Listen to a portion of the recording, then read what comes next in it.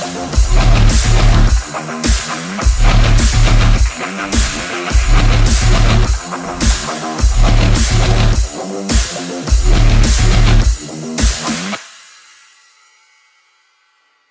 buenas noches, bienvenidos a Contrapunto Político.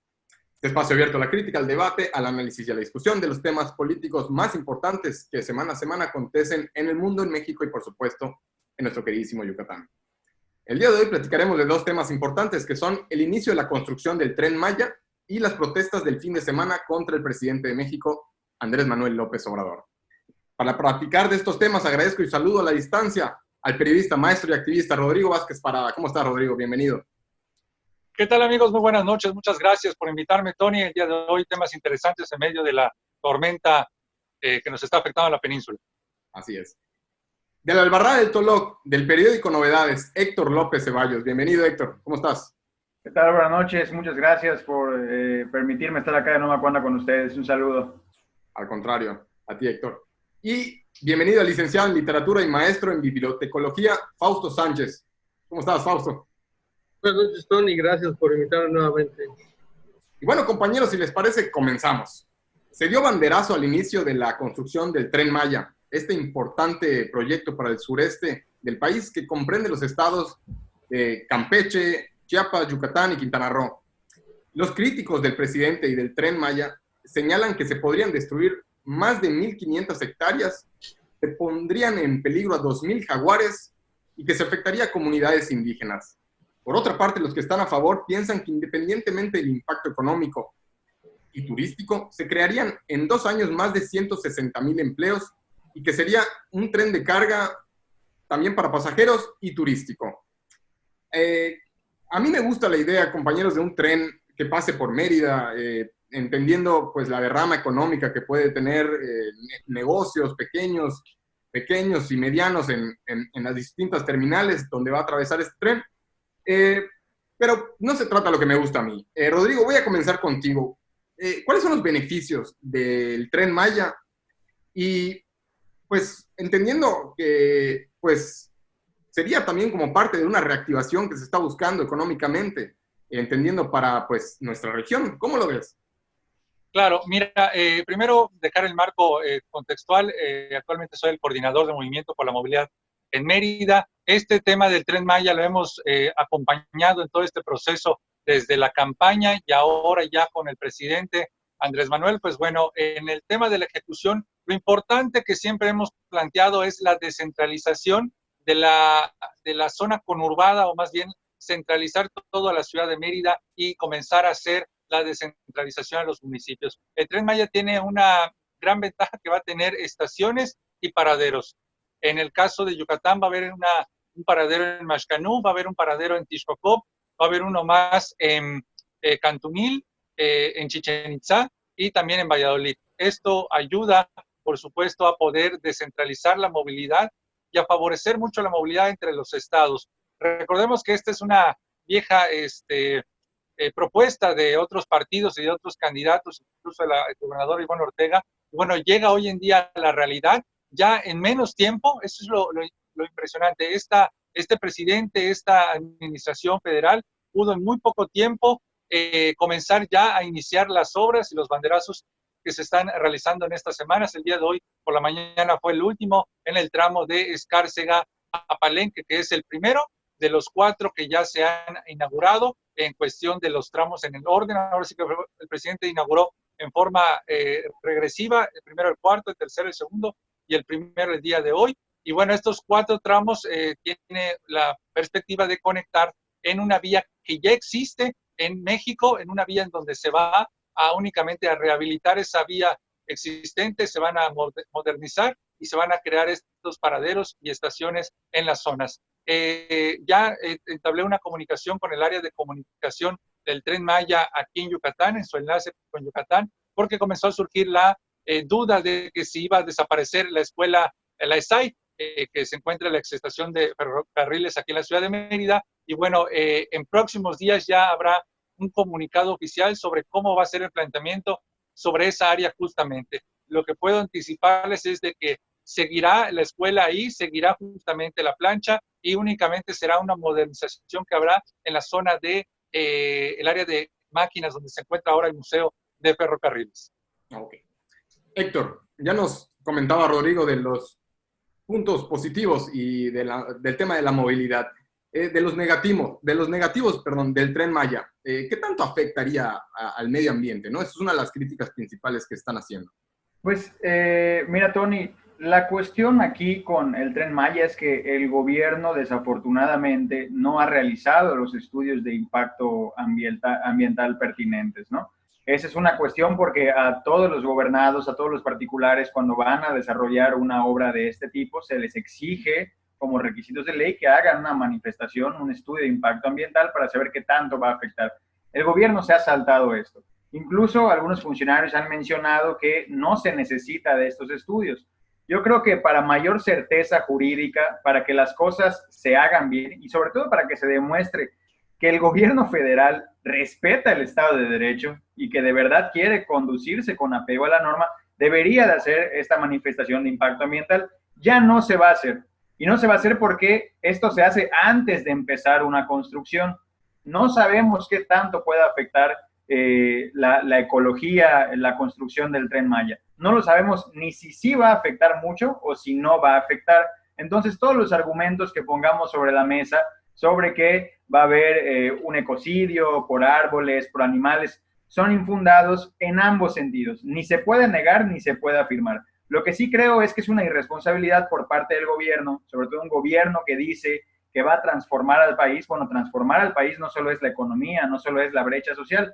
Transformar al país tiene que ser también la estricta aplicación de la ley, el respeto a la Constitución, el respeto a las normas que derivan de ella y a las instituciones. Lamentablemente en este caso no se está haciendo. Se están yendo por la libre, se están buscando más justificaciones para la construcción del Tren Maya y para poder sortear todos esos obstáculos que pues tratar de apegarse a la norma. Una cosa que quiero comentar muy interesante.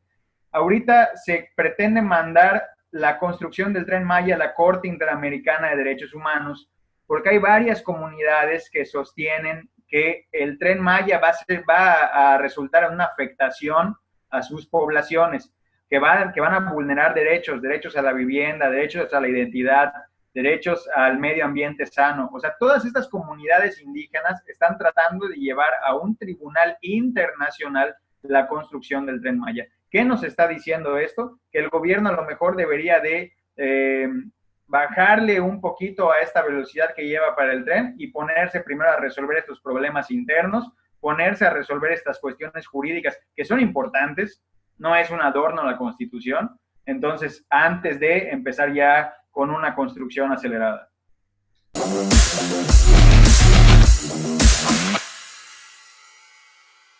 Todos juntos podemos ayudar para activar la economía de nuestro país. Quédate en casa, compra lo hecho en Yucatán por Mercado Libre y juntos apoyemos a los artesanos mexicanos. Juntos transformemos Yucatán. Gobierno Estatal 2018-2024.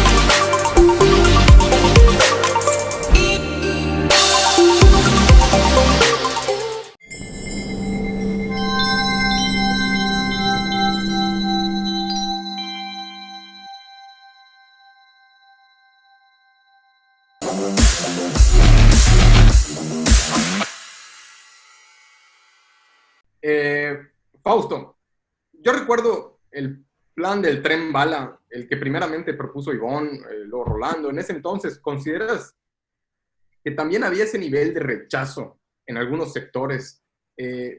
¿Consideras que también existía esa preocupación por los jaguares? ¿O es más de ahora con este presidente?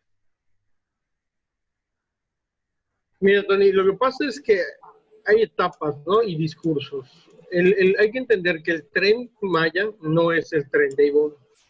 se ha planteado muchas veces por el hecho de que ella planteó un tren, pero si recordamos el proyecto original, el tren no pasaba por Yucatán, iba de Quintana Roo hacia Campeche y luego hacia Tabasco, Chiapas y Tabasco. Fueron los empresarios yucatecos que presionaron al gobierno federal y que le dijeron, queremos que se incluya Yucatán en el proyecto, queremos que el tren no solo pase por Valladolid, sino que llegue a Mérida. Se revisó el proyecto, se modificó el proyecto para que pudiera llegar el tren hasta Mérida. Y por eso el último tramo es el de Yucatán. Sacando lo positivo y lo negativo. Perdón, de lo positivo y lo negativo, un balance. ¿Qué decir de este proyecto?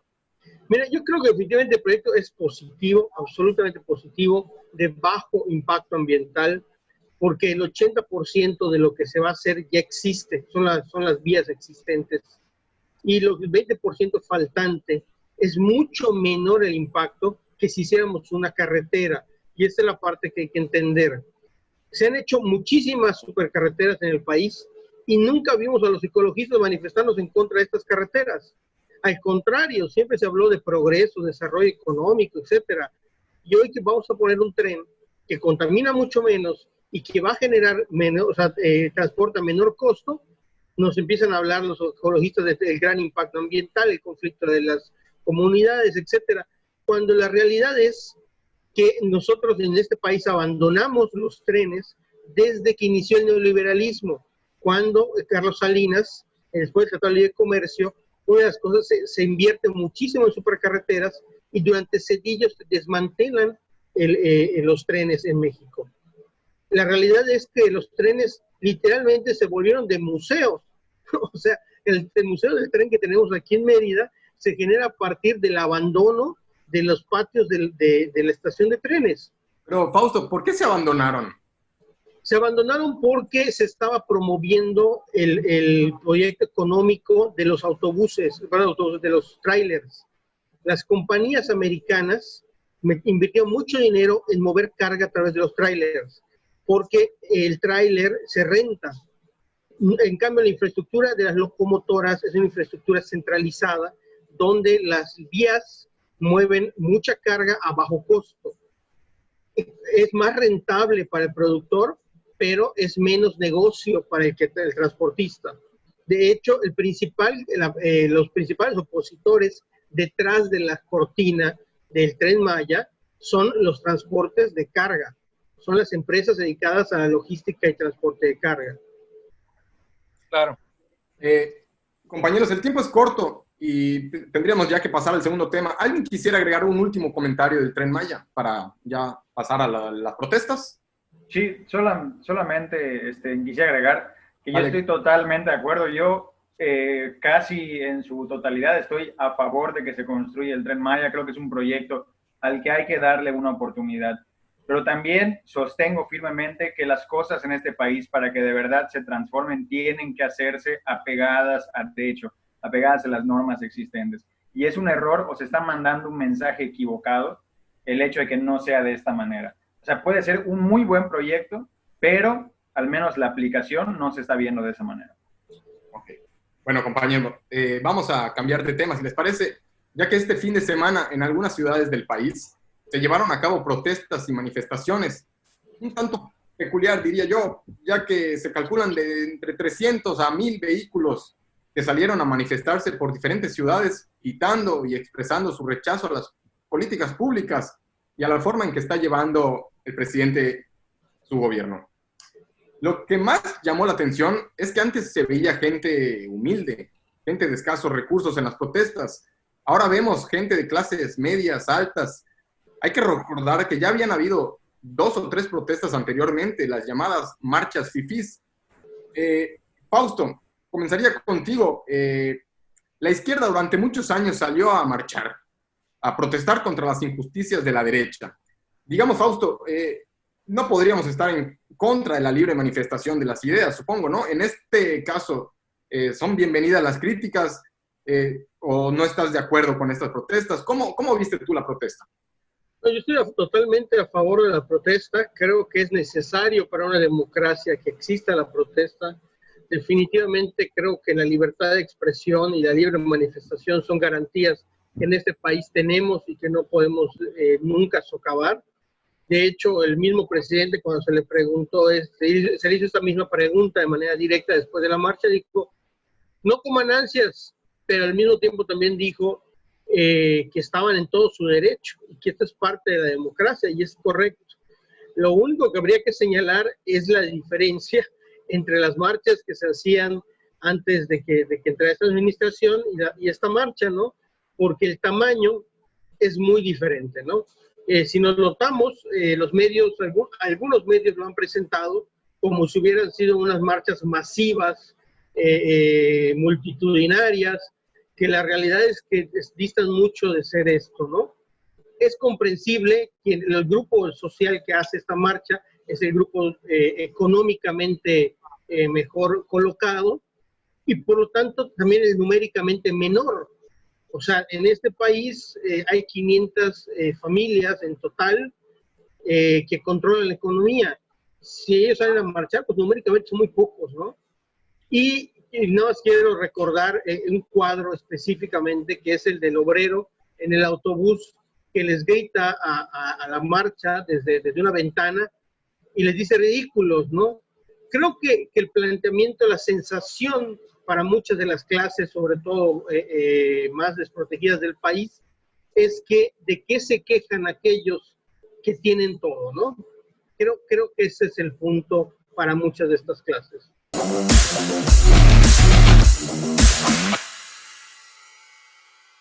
La reapertura económica en Yucatán se realizará de manera gradual y escalonada para cuidar la salud de los yucatecos. Constará de 3 etapas u olas determinadas por el Semáforo Estatal de Yucatán y servirá para corroborar los datos sobre el comportamiento de la pandemia del Semáforo Federal. Todos los negocios que quieran reactivar operaciones deberán registrarse en la página web reactivacion.yucatán.gov.mx, donde encontrarán todos los protocolos sanitarios que tendrán que cumplir para la reapertura. Sigue los siguientes pasos. 1. Accede a la página y crea un usuario por empresa. 2. Llena la información general. 3. Descarga y acepta los protocolos sanitarios correspondientes a tu industria y giro. 4. Obtén un folio único para el seguimiento de la reapertura. Sigamos trabajando unidos como uno solo. Reactivación económica. Juntos transformemos Yucatán. Gobierno Estatal 2018-2024.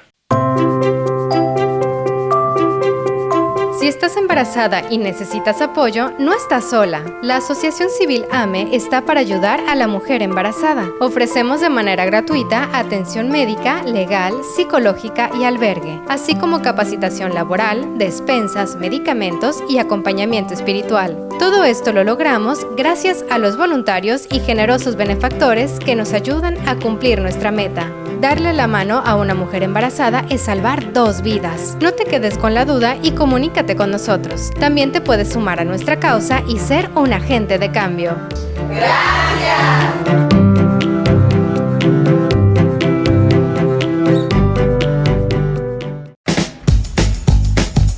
En tus reuniones, con los amigos o en cualquier ocasión.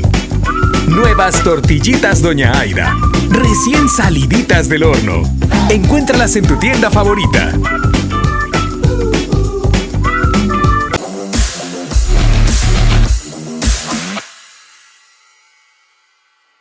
Protestaron o quienes se están quejando y lo dicen abiertamente que los chairos están molestos porque no pueden tener esas camionetas de lujo, de marca y autos descapotables. Vamos. Mira, yo creo que no es un asunto de envidia, ¿no? Es un asunto de que, y en otros países se ha visto en otros momentos, de que se genera un encono social a partir de las diferencias, ¿no? De decir, bueno, yo tengo que viajar en autobús y tú vas en una Lincoln del año, ¿no? Entonces, ¿de qué te quejas tú? Cuando a ti no, o sea, tú, ¿qué te falta, no? O sea, yo obrero o clase, digamos, socialmente baja, pues tengo muchas necesidades y lucho porque se me respeten mis derechos. ¿Qué es lo que tú estás pidiendo? ¿Pides la salida del presidente? ¿Por qué? ¿No? ¿Por qué? Rodrigo, quizá muchos de los manifestantes no lo sepan, Pero el que organizó, o uno de los principales organizadores de esta protesta llamada Frente Anti-AMLO, es Gilberto Lozano. Lozano dice que el objetivo es que el presidente AMLO dimita forzadamente, tipo Evo Morales en Bolivia, algo así como un golpe de Estado militar. Esto no es antidemocrático, Rodrigo, peligroso, anticonstitucional. Pues al presidente lo elegimos por 6 años. Y pues, ¿quién sería Gilberto Lozano para promover esto así?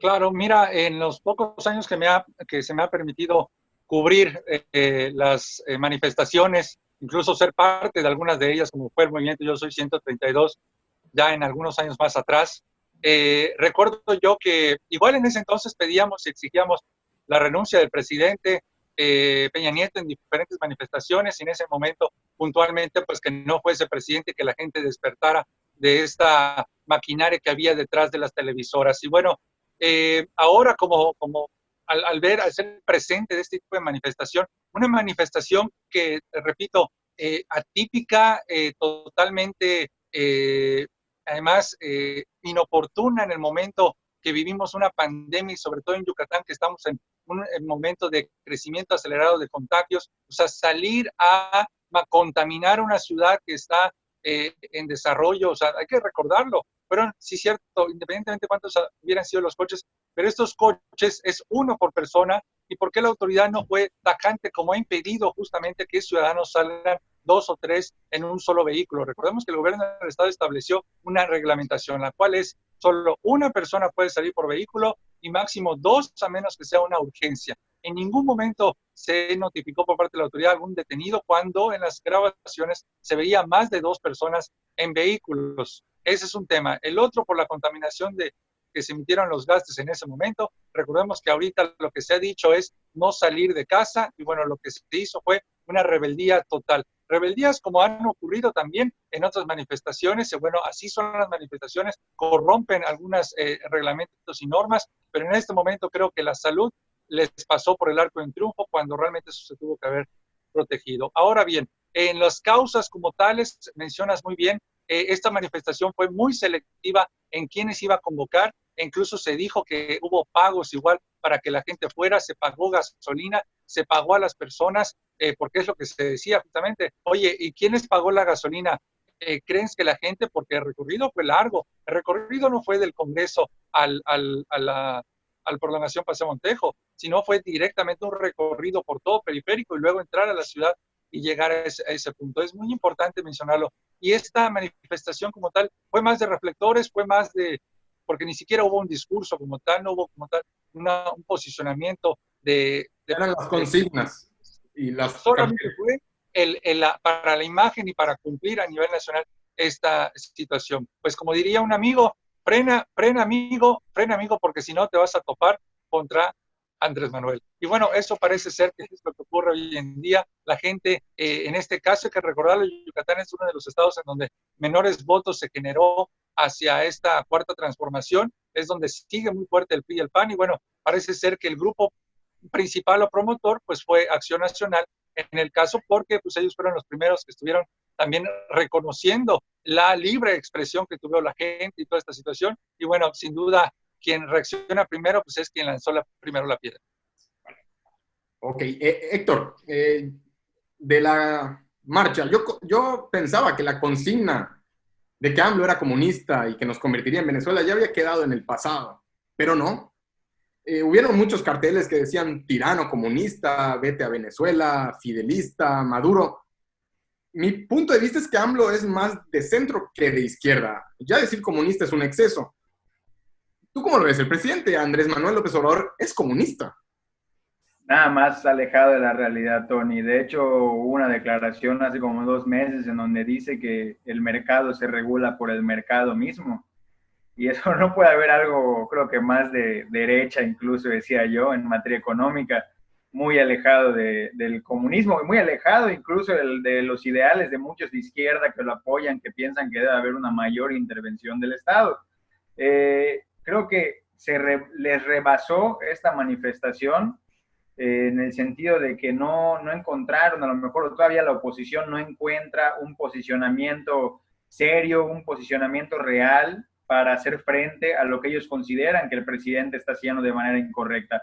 Entonces tienen que recurrir a estos discursos del comunismo, el Foro de Sao Paulo, el socialismo, cuando el gobierno realmente parece estar dando pasos hacia una dirección totalmente contraria. Sin embargo, creo que hay que reflexionar en torno a esto, que es más o menos lo que decía Fausto, lo que decía Rodrigo. ¿Qué es lo que está pidiendo esta oposición o qué es lo que está pidiendo este grupo que salió a manifestarse?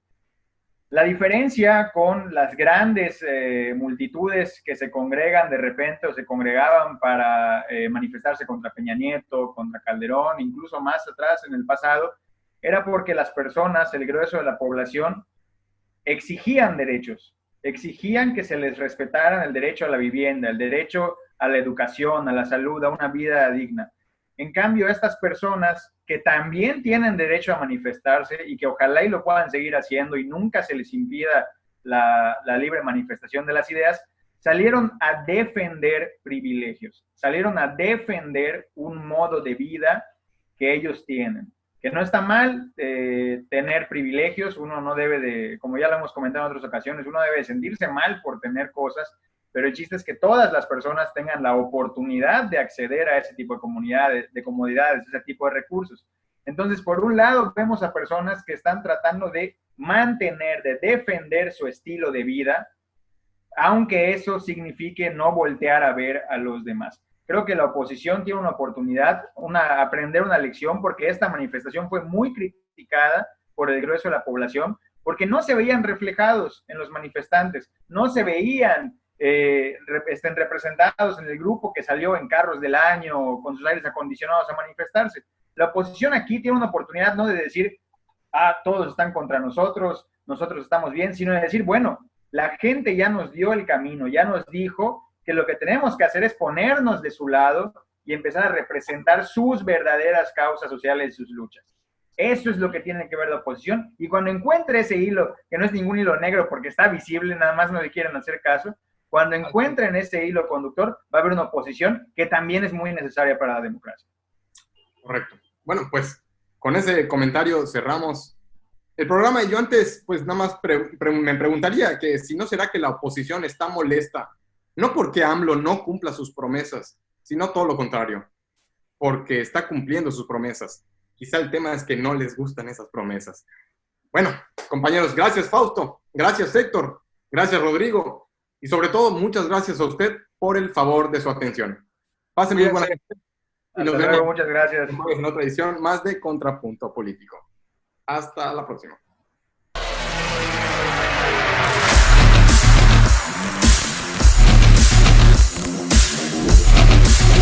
We'll be